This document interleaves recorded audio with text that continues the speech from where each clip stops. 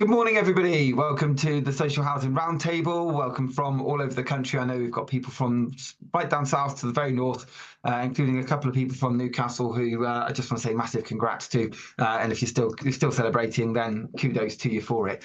My name is Matt Baird. This is the Social Housing Roundtable. If you are new, then a massive, massive welcome to you.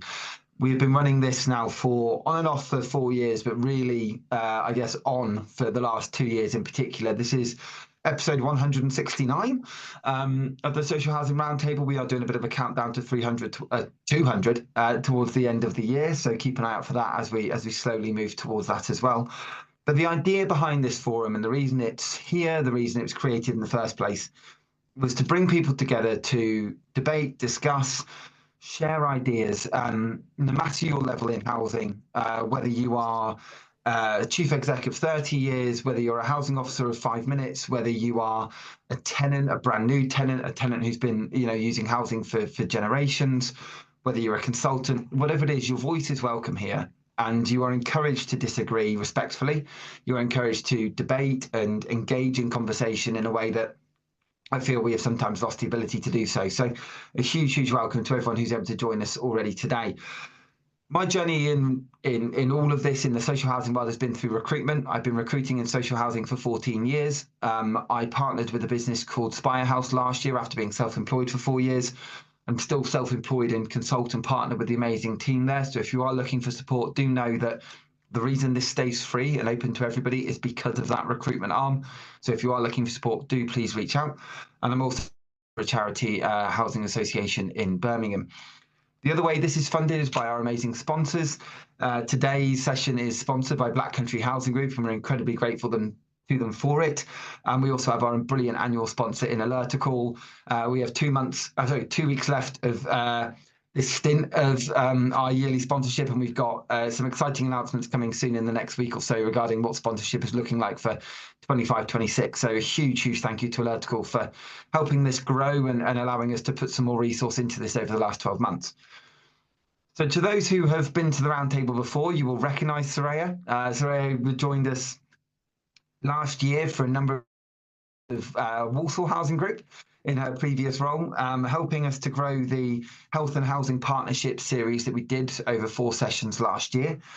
She's now doing some incredible work with Black Country Housing Group. So I'm going to pass over to Sureya to highlight some of those points. But we've also got Rebecca Riley here with us from HACT, who has come partly through invitation from Sureya, but also to share some of the insight and work that's going on in terms of the topic for today, which is young people leaving care and the resilience work that's going on around it. So I'm going to pass over to Sureya to make introductions.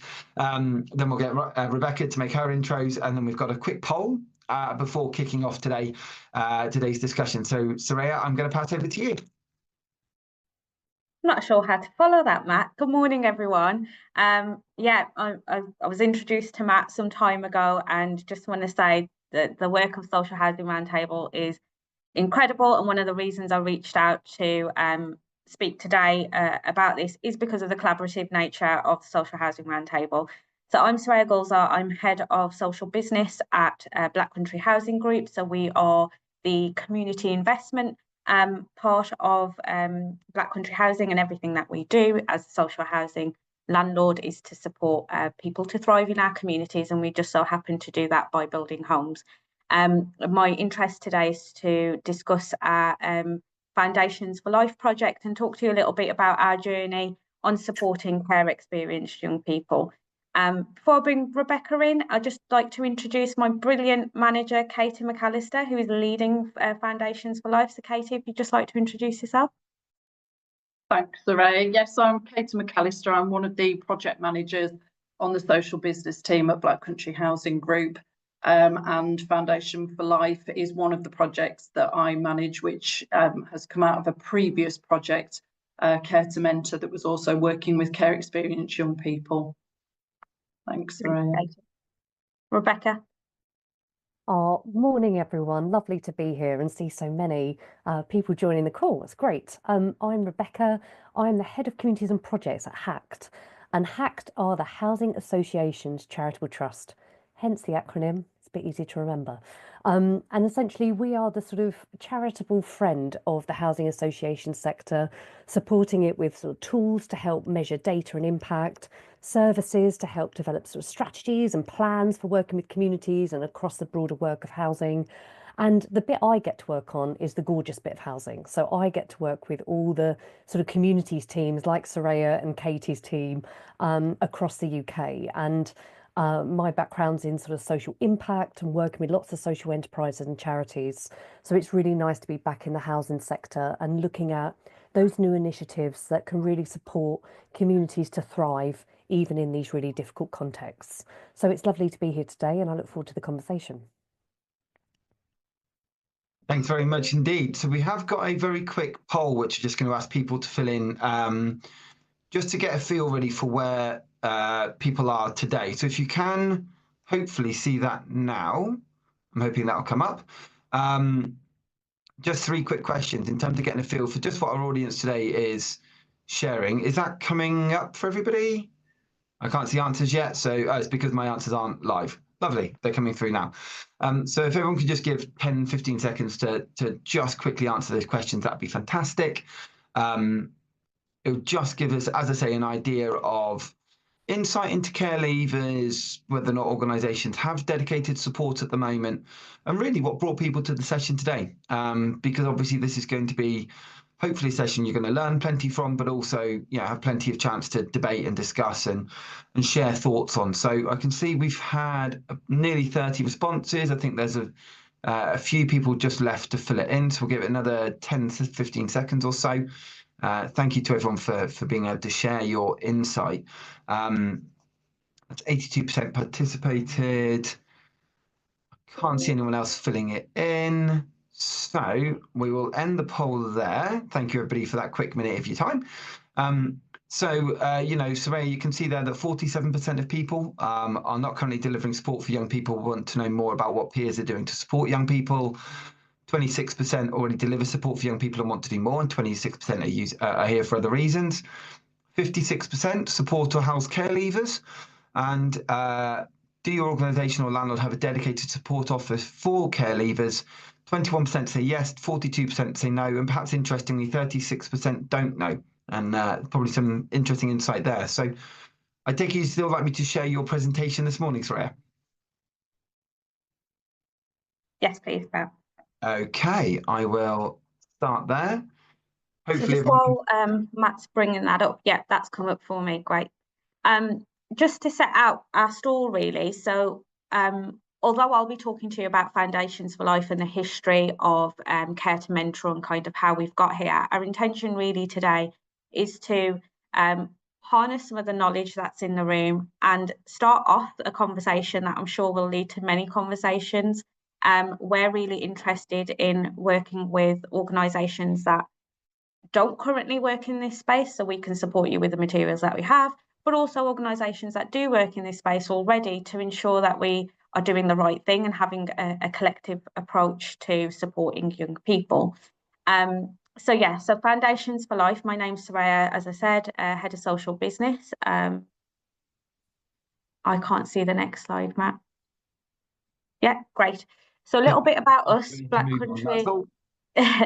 Country Housing Group. We are, as I mentioned, a social landlord in the Black Country and Birmingham, and we provide a combination of general needs housing, supported housing, and we also have a residential care home where we offer specialist support. We also provide specialist support for people experiencing homelessness, and we're commissioned by the West Midlands Combined Authority through the Rough Sleeper Accommodation Initiative as well. So we do lots and lots of different types of housing support, but also the related support services as well. So my team are, as I mentioned, the social business team. So we do all the community investment type programs within the business.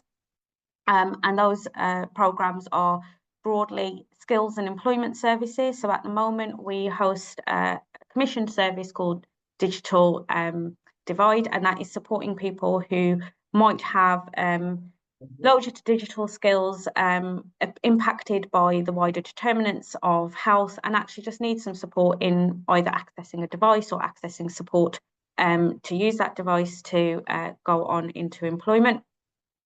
We have a number of health and wellbeing programs, which are loosely sort of social prescribing type programs. And we've also developed programs over the last 5 years around supporting care experienced young people. And although our focus has been care experienced young people, I just want to draw out today that there is an intention to support young people in general as well. And then, as I mentioned, we have our homelessness prevention programs as well. Next slide, please, Matt. So that's a little bit about us. And kind of wanted to take a moment on pausing around how it isn't easy to live independently as a young person in the current climate. As a parent myself, it's something I spend a lot of time thinking about, actually.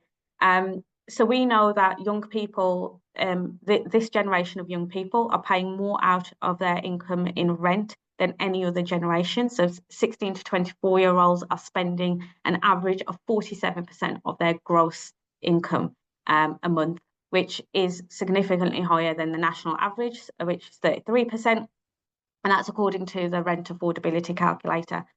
So I just want us to spend a moment just to think, if you've got to spend 47% of your gross income each month on rent, what does that really leave you with to sort of manage a healthy lifestyle, healthy eating, being able to access a gym, for example, and all those other things that we want young people to be able to do, travel, etc. ONS has highlighted that evictions amongst young people are disproportionately high compared to other age groups.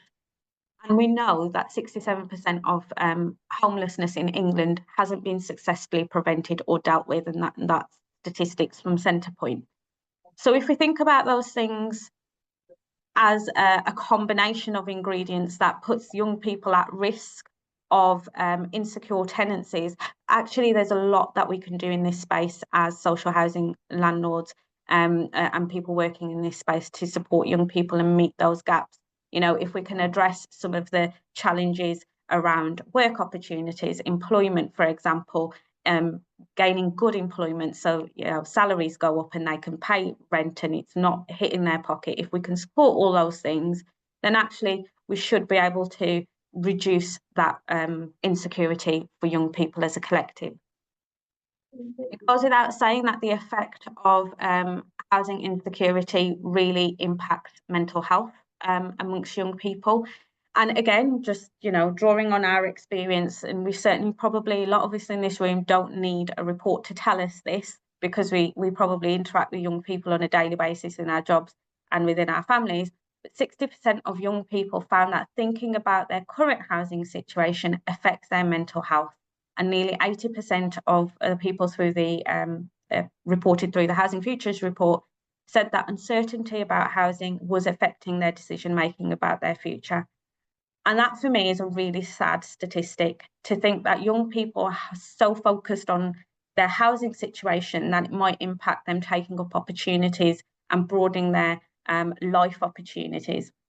And so that's where we started thinking about, well, actually, what are we doing in this space? What's our role as a social housing landlord, as a community investment team, when resources are really finite, and how can we kind of seize the opportunity to work in partnership with others?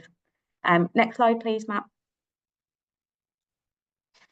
So just going back to our journey, really. So in Care to Mentor is a programme that we launched in July 2021. And I'll talk about this in a bit more detail, but we supported 22 young people really in depth to understand what their needs were, how we can meet that gap, and not just working with them, but working with supported housing providers and colleagues who were supporting those young people to really get that package of support right. We then saw that there was an opportunity to develop those resources and actually really capitalise on the knowledge that we'd shared with colleagues, but also the co-creation element with young people as well to inform those resources. And so we started to work on a new programme called Foundations for Life, which has been lottery funded. Thank you to our funders, if any of you are in the room today. And that's really been a pivotal moment in time for us to take the time to develop something with young people that works for them.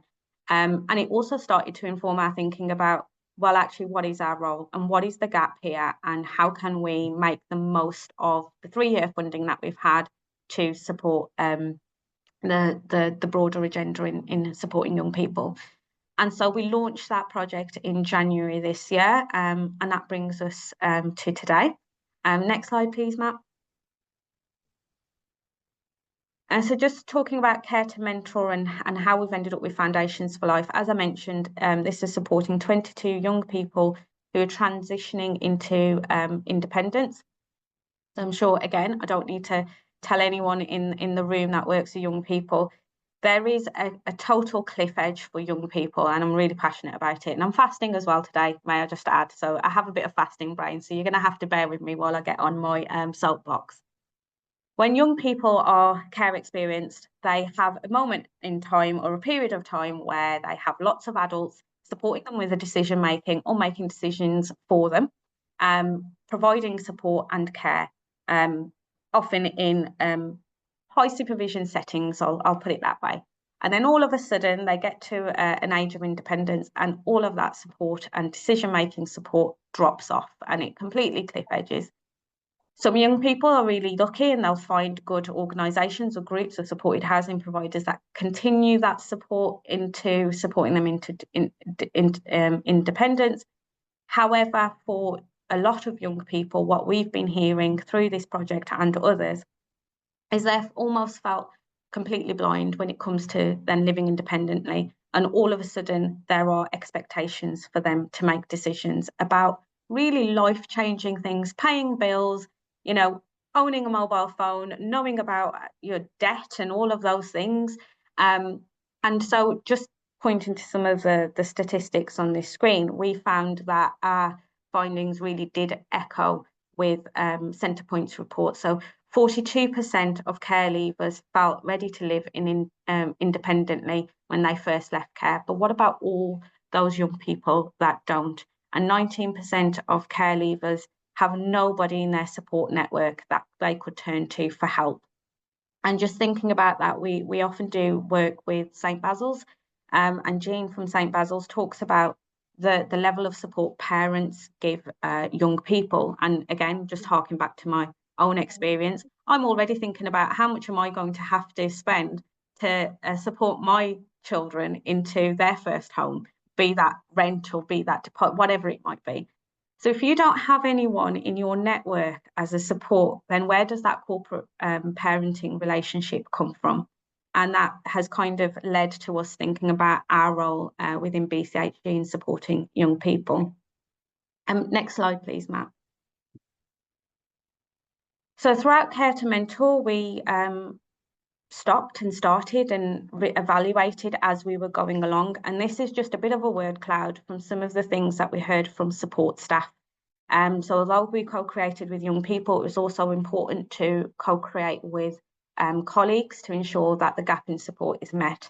And what we were hearing was a lot around low confidence because of a gap in training support, and actually an increased need in the type of support young people need.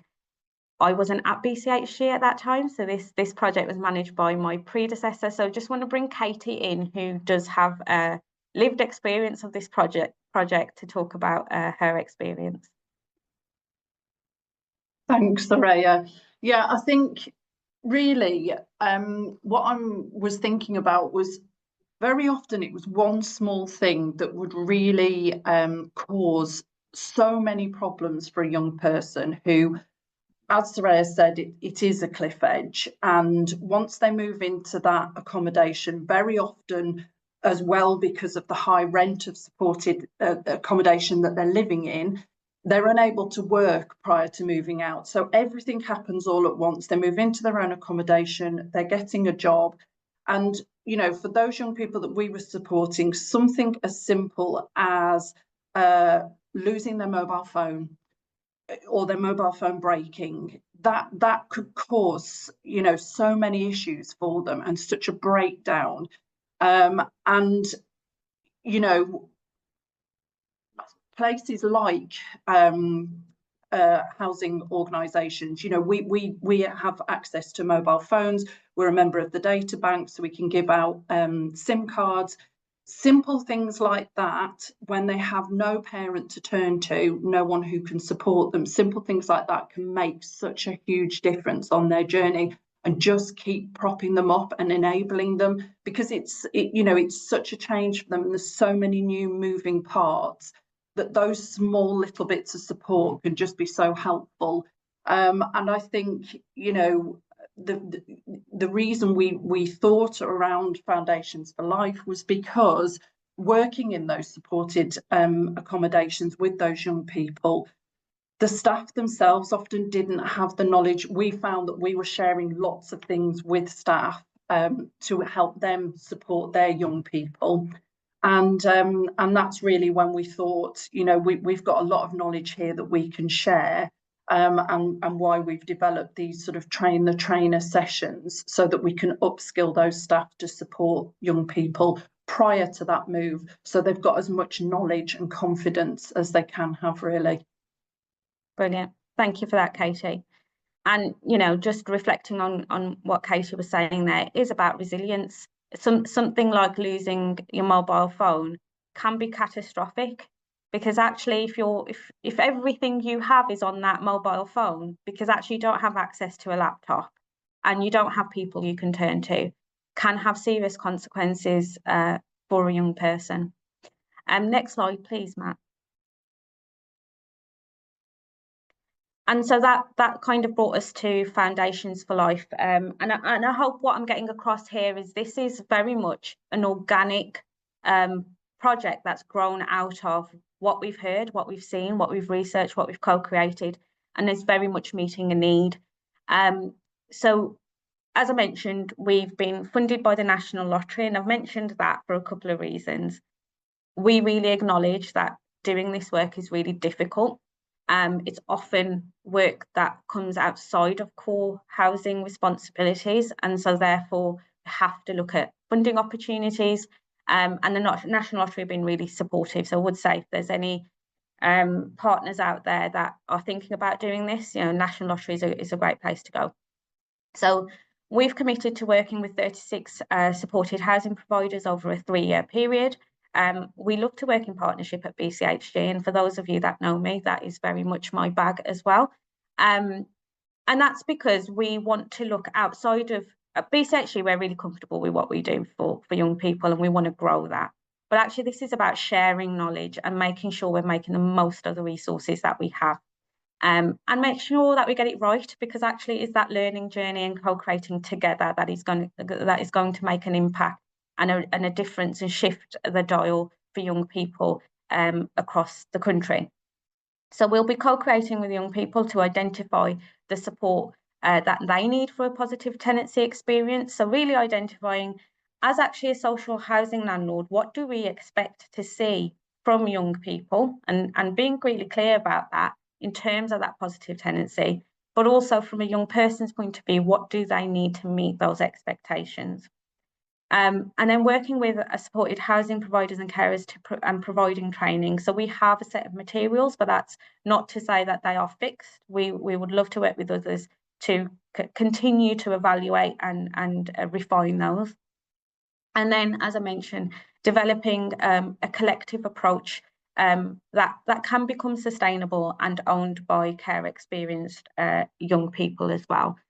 So where we are at with this project is we've already teamed up with Care Leavers Covenant, and we've run a series of sessions with care experienced young people to inform our materials to make sure they suit the need.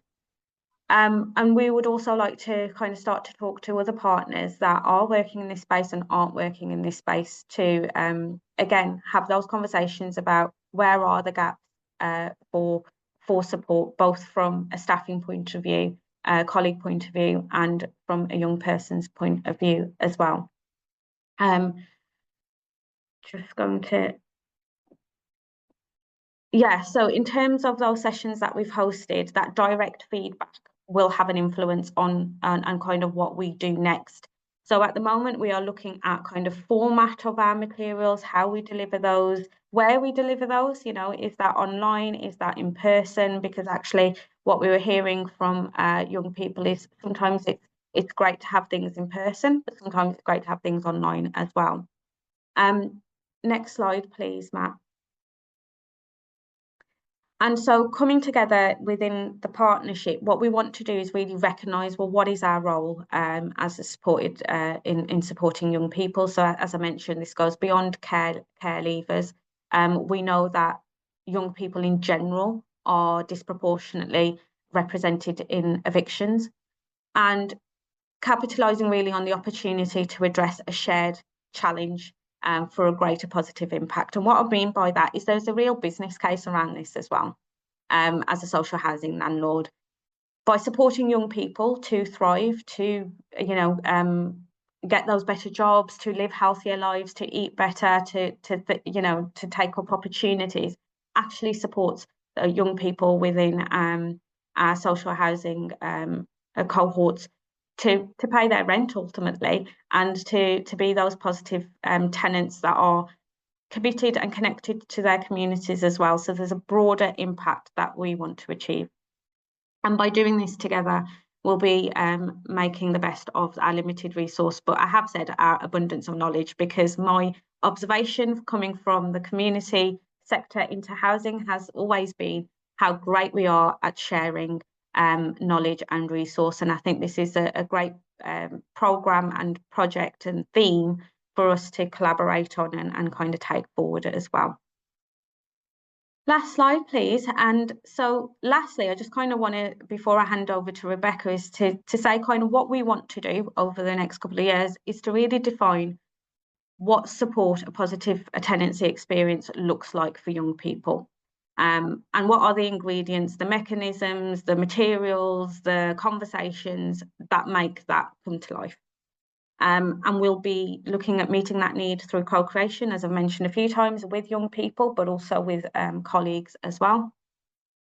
And where we've kind of reached out to Rebecca at HACT is to work towards a collective response. We are a small and mighty social housing landlord here in the Black Country in Birmingham.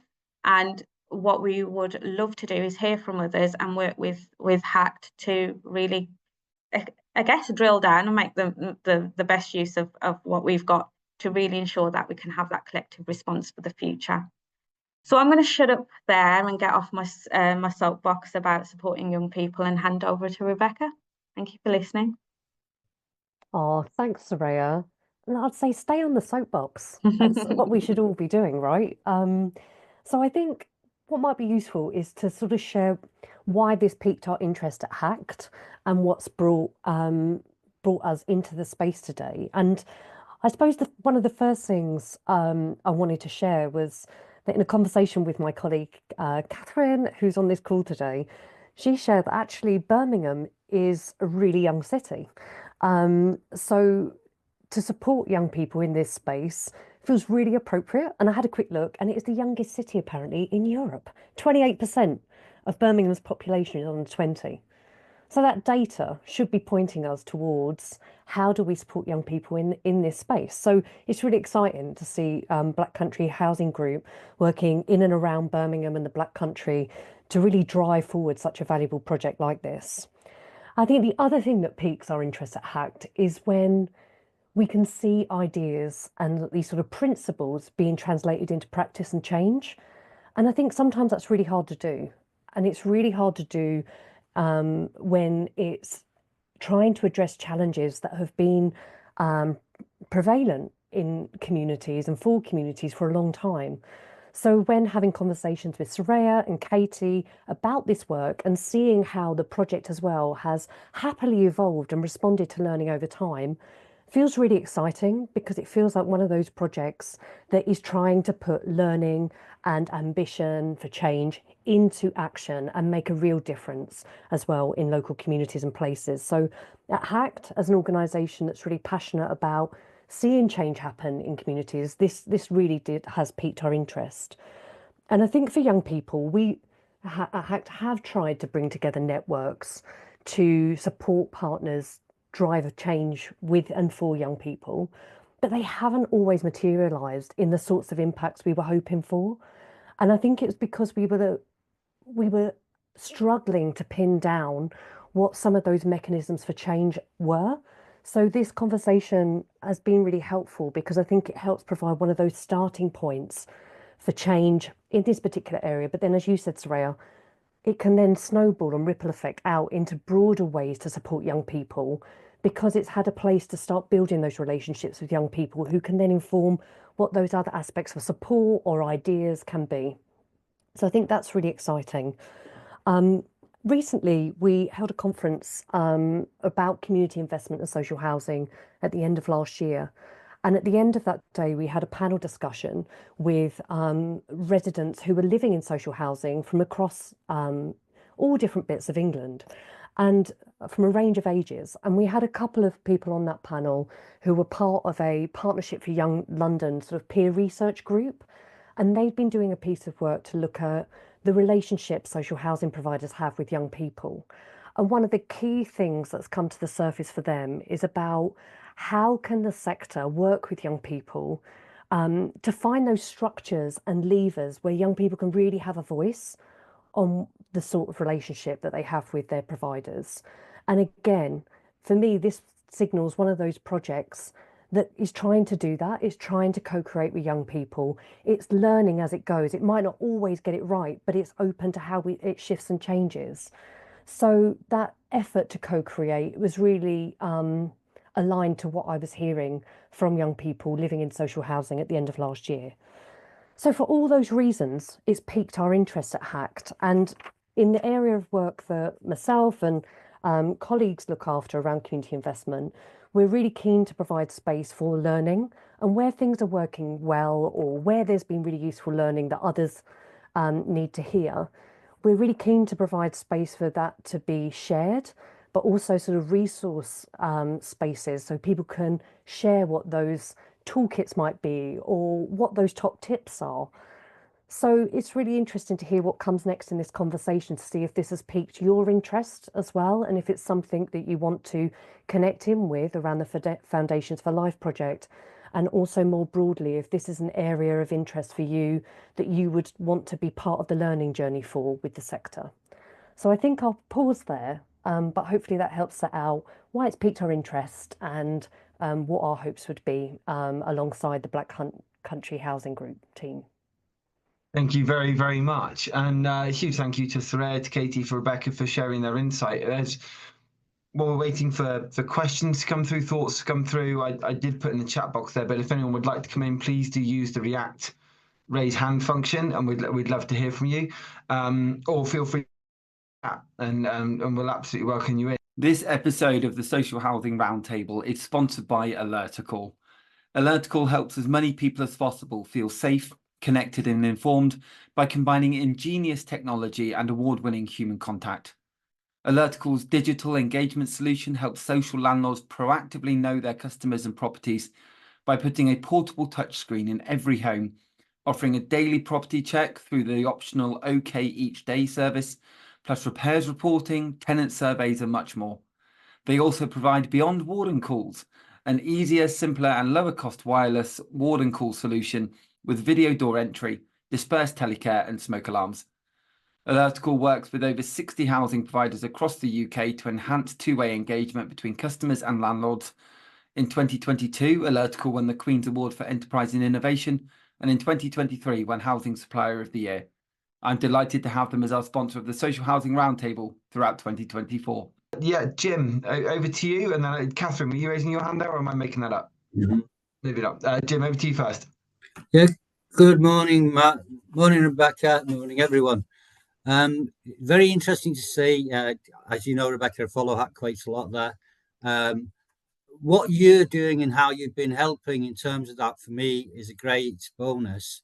Looking in terms of how the young are being helped and, dealt with. I've seen it with our own housing association as a tenant, very much involved in setting up centres and hostels for them coming out of care, and then taking them straight from that sort of stage to help them from apprenticeships, getting into the work, budgeting, things like this. So to assist in any way and every way, pretty much.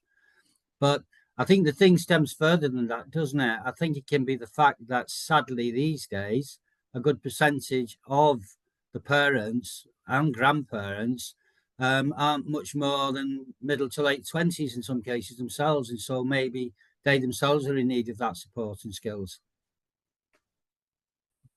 Sureya, Rebecca, I don't know if anyone would like to come in on that, or Katie? Sureya?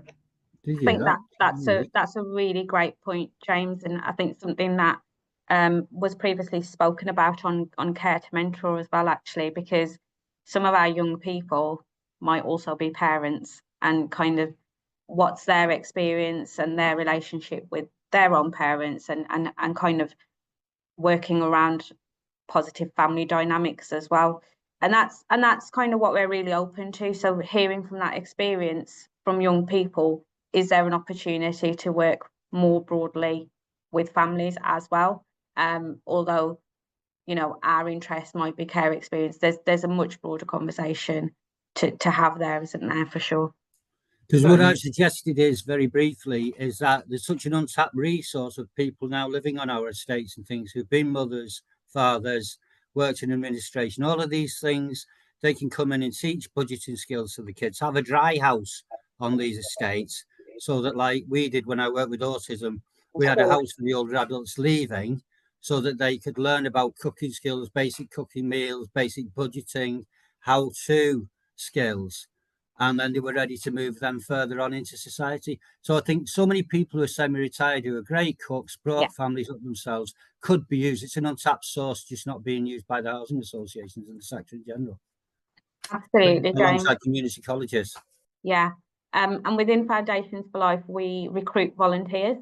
So it is that intergenerational piece of work, isn't it? That passing on life skills that might be more informal, but it's providing the space and the opportunity. And one of Katie's reflections from Care to Mentor was budgeting was one of those topics that couldn't be taught as a classroom-based topic. It would just switch people off, you know, and certainly that's true for me in life as well. But teaching budgeting through cooking in an informal way was a really great way of doing that. And certainly some of our volunteers will be people that we draw in from the community. So absolutely hear that, and thank you for sharing that great example. Thanks, Jim. Thanks, Sureya. There was a point made in the chat. As an ex-care leaver myself, this is pulling at my heartstrings. How do we get access to the care homes and leaving care buildings to signpost and hold sessions for young carers to build skills and signpost to jobs and apprenticeships opportunities?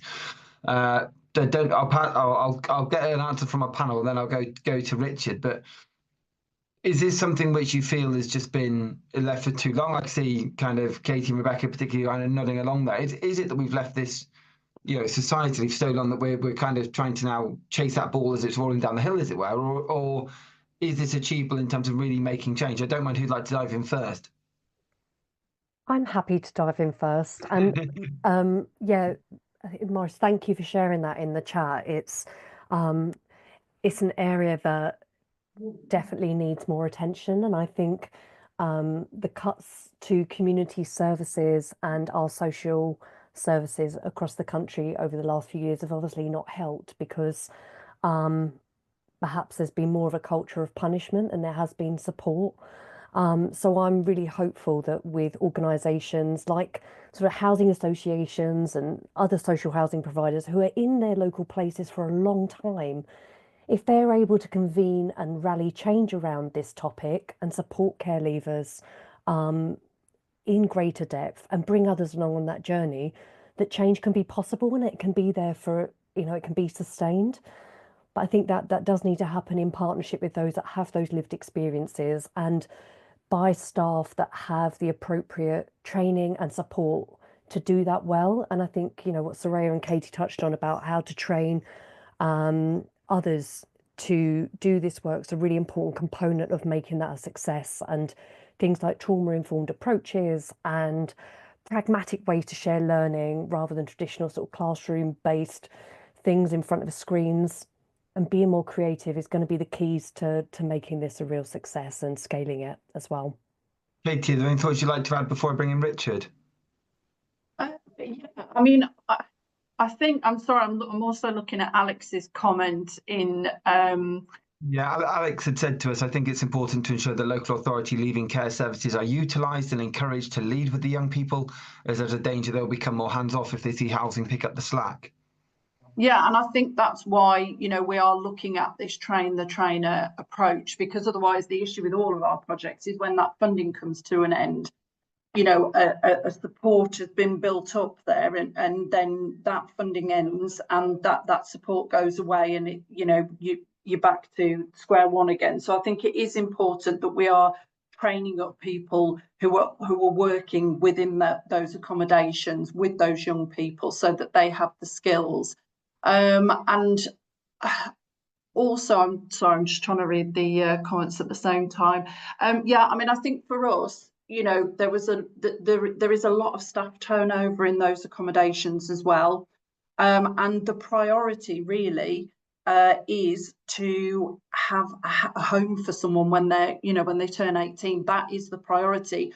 But the skills that are needed to manage that, and the resilience that's needed to manage that, is often not addressed. It's just that goal of, you know, we need a home, because it becomes very expensive for them to be, you know, within supported accommodation. Thank you very much. Richard, I'm going to bring you in. Thanks, Matt, and thanks everyone. Really interesting to hear what's going on elsewhere. So I work for A2 Dominion. So back in 2019, at one of our G15 income meetings, actually, biggest housing associations in London, we were wanting to do a research piece, and we were looking at what to do, and we focused on under 30s, which, although not exclusively care leavers, by definition obviously takes in a lot of care leavers, because we knew we were having less contact with them, we were struggling to engage with them, obviously an impact with arrears as well. So we did a research piece, 3 of us funded it. Off the back of that, we've just now secured our 7th year of funding. So big lottery and a local council to fund under 30 specific workers, mainly in Spelthorne, our largest local authority area, but the new funding stretches that out. Rebecca, I think HACT probably did some evaluation for us on this at one time during the project as well. So we found it fantastic, and the research that we did at the start has really helped us out. That was the key. I note the point about local authorities and their budgets, and absolutely. The worry is if they then expect us to do it, if you know what I mean, and if we suddenly lost funding or couldn't do it else another way, yeah, that may become problematic. But we got a new 3 years, and now moving into Winchester as well as a different area. So I'm quite interested by the trainer thought here as well, and how we could then help use that to embed it elsewhere. So perhaps happy to have some further chats with some other people on the call about that, because I think there's some shared learning there. Thank you very much, Richard, and I couldn't agree more. Jamie, I'm going to bring you in before going back to the panel. Thank you, Matt, and thank you for everyone for what a fantastic conversation. If you come with an expectation, you're going to be encouraged. There's always some good stuff. But the enormity of the challenge is very clear, and I think, Matt, I think was it you who said it?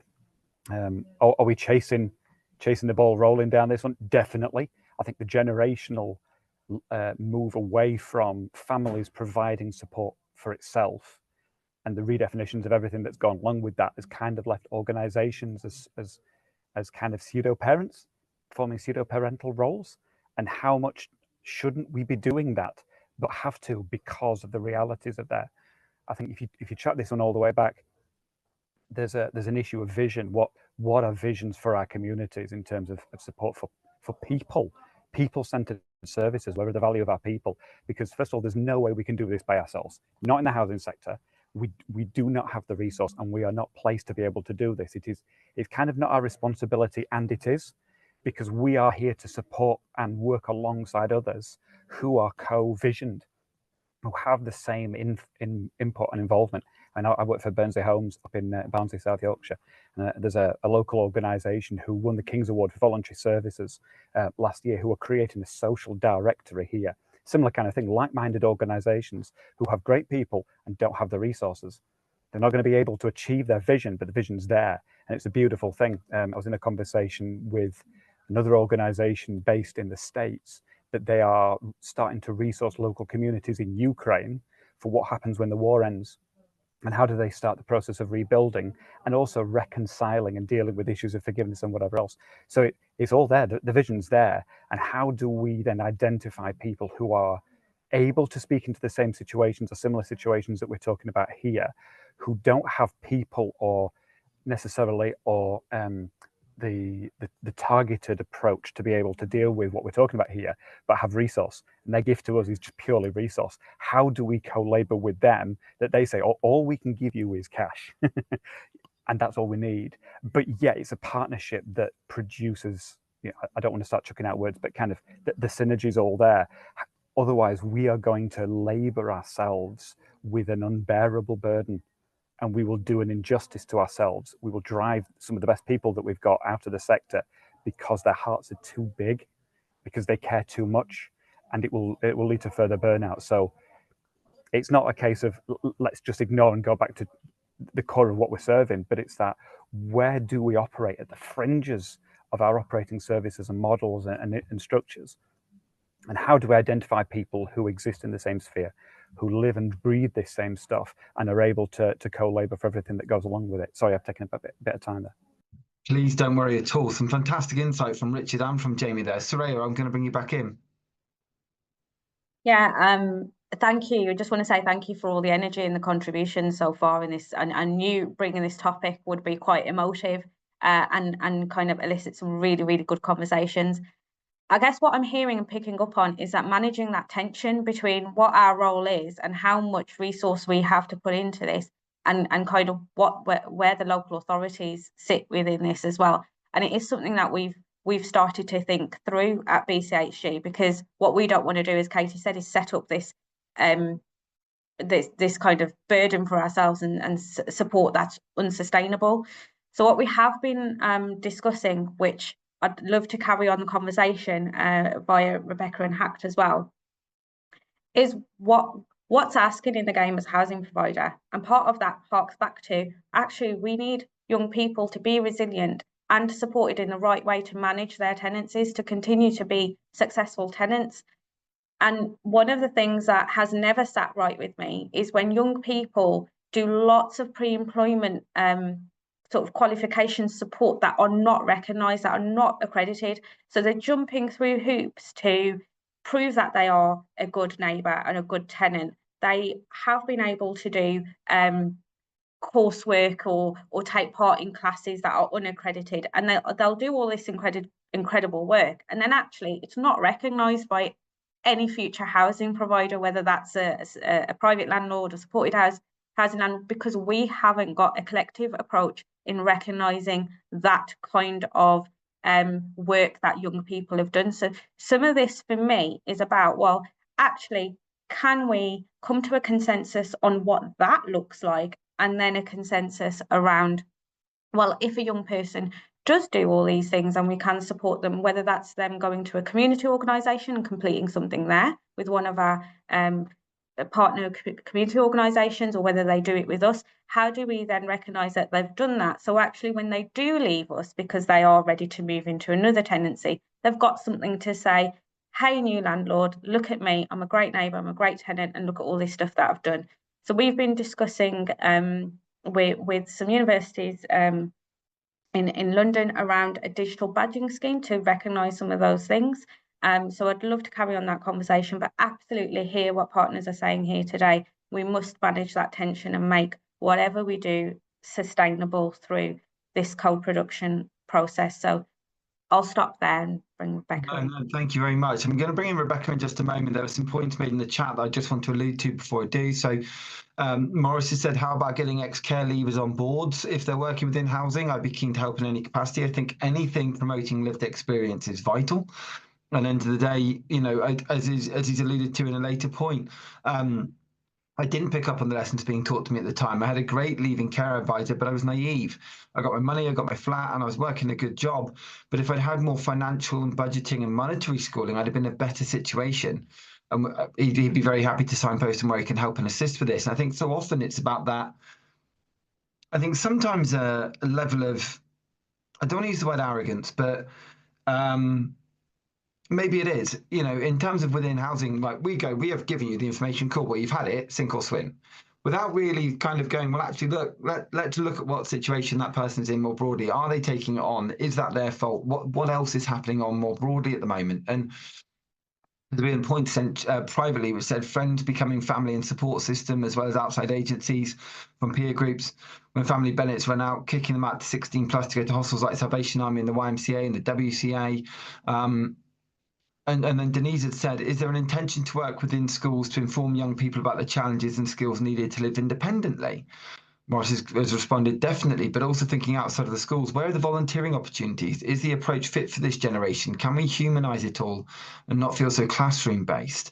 And I think that's something that's really, really vital, judging by the response that yourselves have had, because, you know, you see reports, you see those who work in education, you speak to teachers now. Schools aren't brilliant at the moment. Yeah, there are good schools out there, but the majority of mainstream education, it's very difficult to really kind of get the level of engagement that we used to get, and class sizes are larger than ever, and dynamics and demographics are so much broader. And I saw a post earlier discussing about whether our mindset as a British nation has changed, because it has been nothing but a battering now for almost a decade, it feels like. You know, certainly since COVID, it's the level of, you know, events that are going on in the world that we're living through is been frankly horrendous. Try being a young person growing up through that. Try being a care leaver growing up through COVID. Try being anyone, you know, going up through these situations and hearing all of the different views and everything else coming out in a world of social media that, you know, my generation doesn't understand. Never mind what, you know, maybe older generations who work in housing associations aren't going to understand in the same way, because we didn't live through it in that way. I think it's just about understanding when we're looking at that empathy. I think it was Jamie or Richard mentioned earlier, that level of empathy that we need to have at the moment really, really needs shifting, because we can sympathise, but we can't empathise because we haven't lived through what it's like trying to be a young person at the moment. Rebecca, I'm going to bring you back in, particularly on some of those points that have been raised by, you know, Denise saying, is there an intention to work within schools? You know, Morris had mentioned about trying to move away from that classroom environment. And Emma, who's one of our fantastic sponsors from Lertical, said that in Cheshire and Warrington, there's something called The Pledge, which works with schools and includes care leavers and businesses to help with some of the life skill issues and helps them understand what skills employers are looking for as well. What a point to come in on. That's the thing. I think there's three things that I suppose that struck me in the sort of conversations and posts in the chat. And the first of those is about acknowledging how housing is part of some of these messy social systems. And that can feel uncomfortable at times because it can be difficult to see where our boundaries lie. And when we can't see our boundaries, sometimes that does feel uncomfortable, and that requires negotiation. And I think a deeper level of thought than the simplicity of dividing things up nice and neatly. That isn't how lives work. And when we're in the business of communities, that messiness is part of our job. So I think that working in systems and leaning into that's really important, and asking some of those questions like you did, Jamie, right from the off, to constantly just sense check where those boundaries can lie. And maybe they change in different places and different circumstances, but they're really important questions for us to be asking ourselves and our partners that we work with, so that the engagements we have with other organisations in the system feel equitable and fair.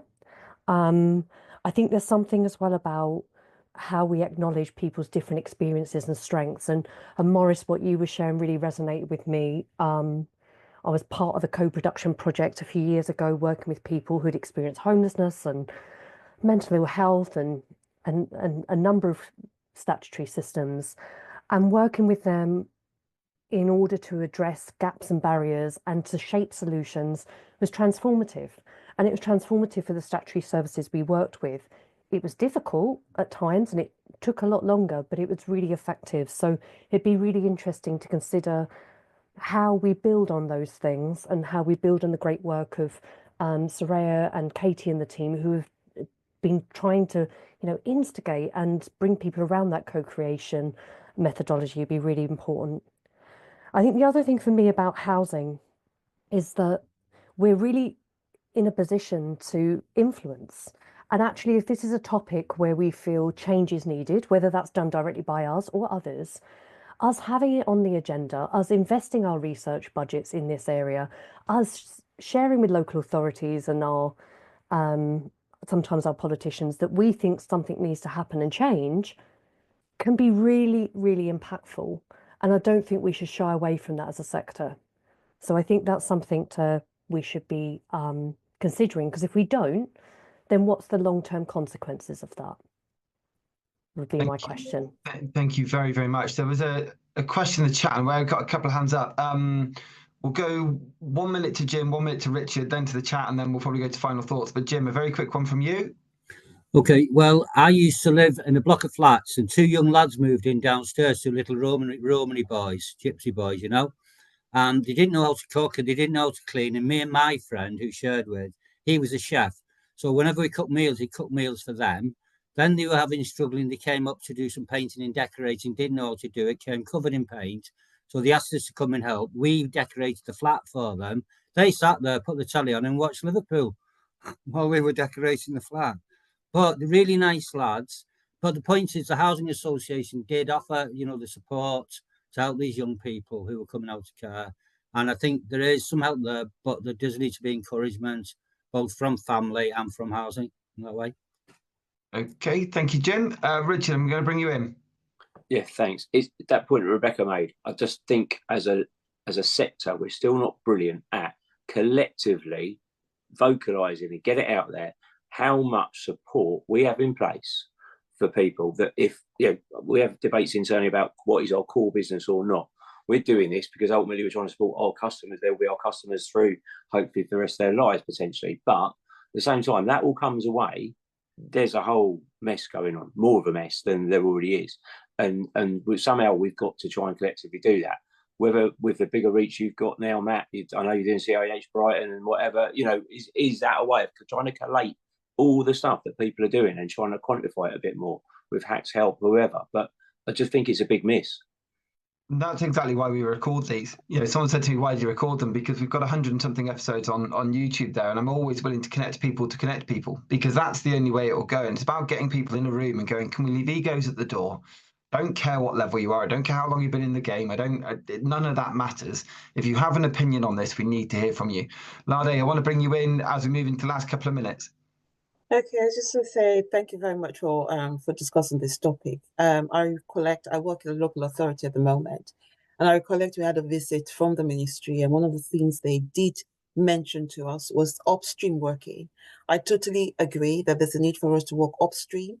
We don't need to wait until when care leavers are leaving care, quote unquote. It's about going into schools. It's about going into the colleges and highlighting and letting young people know what independent living skills are.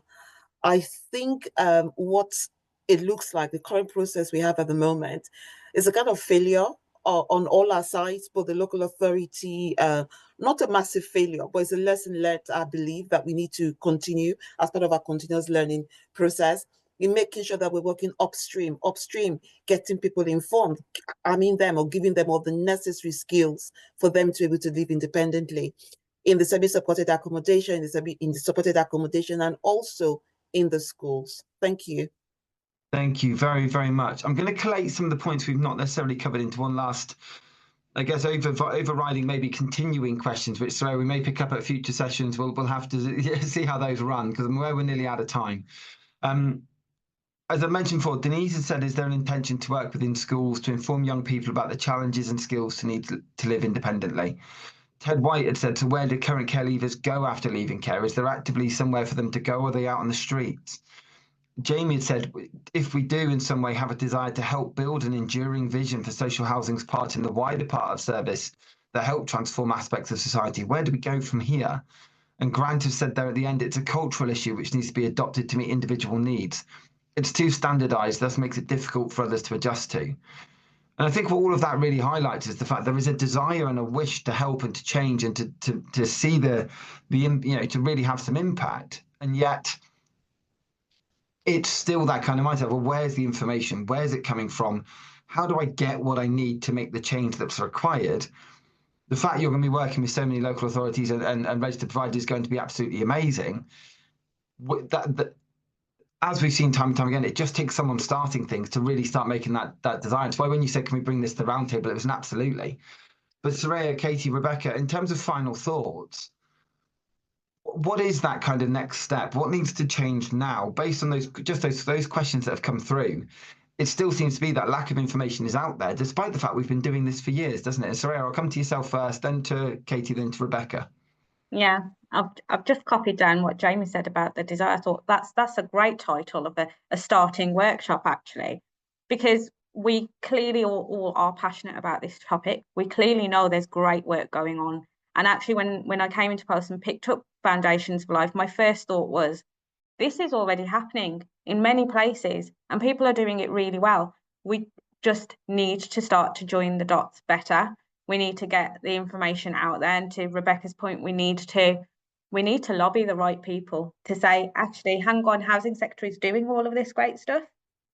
How do we make sure people know that we are doing that stuff? And actually then getting the right support around that. So I think there's an element of looking at leaning into that systems change as well and working with our local authorities. And although some of that will sit outside of Foundations for Life, I think BCHE is really committed to supporting those conversations. So next steps, I'm going to leave that to Rebecca to sort of open up where HACT might come in to support with that more broad conversation. Fantastic. Katie, over to you. Yeah, I think sort of echoing what Sureya has said, really, it is joining those dots together, and that whole, sorry, I forget who made the comment, but the upstream working, we are starting to look a little for, that is this project, is not waiting until they've come as tenants who are struggling and we're then saying, oh, you're not paying your rent, how can we help? So we're starting that journey up that stream, but it's about how much influence we can have further up that stream, really, and whether we can have that reach. Thank you very much. And finally, Rebecca. Oh, just to say thank you, everyone. What an energizing conversation. I think next steps would be for us to reconvene and look at how we share that learning, as you said, Sureya and Katie, across the sector, and look at how we can galvanize perhaps that shared voice around what's going really well, what needs to change maybe within the sector, but what we might want from others in that broader system as well, in order to maximize the positive benefits for those experiencing care and then leaving care. So they're my initial thoughts on possible next steps, but I'm sure there's lots more to explore and discuss.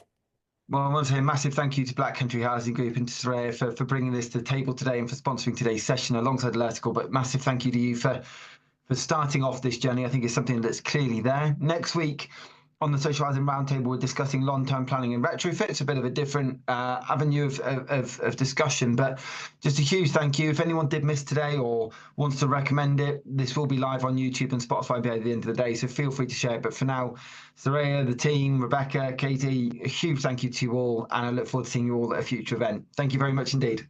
Thanks, everyone.